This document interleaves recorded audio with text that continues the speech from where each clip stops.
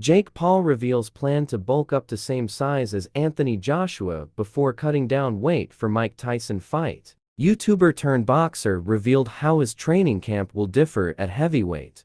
Jake Paul has revealed a sensational plan to bulk all the way up to 240 lb before cutting back down to fight Mike Tyson.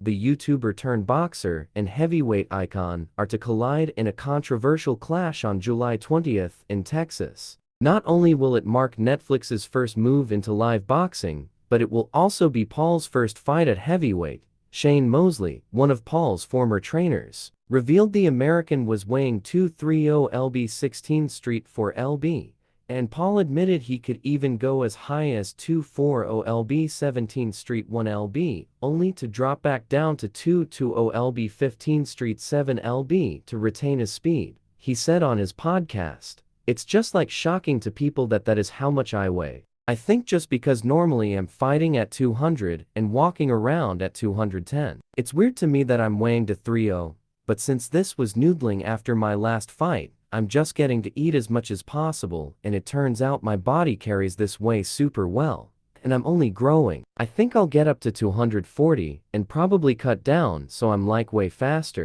But if I'm training for this camp and camp hasn't started, but if I'm training in this camp at 140 and then I cut down to 220, it's basically like I had a 20 lb weight vest on for the whole entire camp. So my muscles are going to be so much stronger and that speed will come through."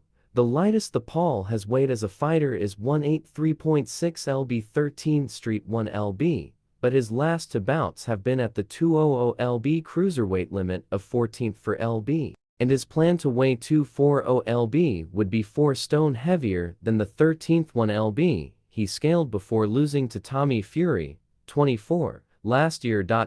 In comparison, Anthony Joshua, 34, weighed the same amount for his defeats to Alexander Usyk, 37, but he then bulked up to 252.4 lb for his knockout win over Francis Ngannou, 37, in March. According to the NHS, at 6 feet 1 and Paul's BMI at 240 lb would actually make him obese. But he admitted to enjoying the extra heavyweight calories and opened up on how his training camp will differ up in weight. He said, "Same training camp essentially, but there are a few minute differences which I will elaborate on.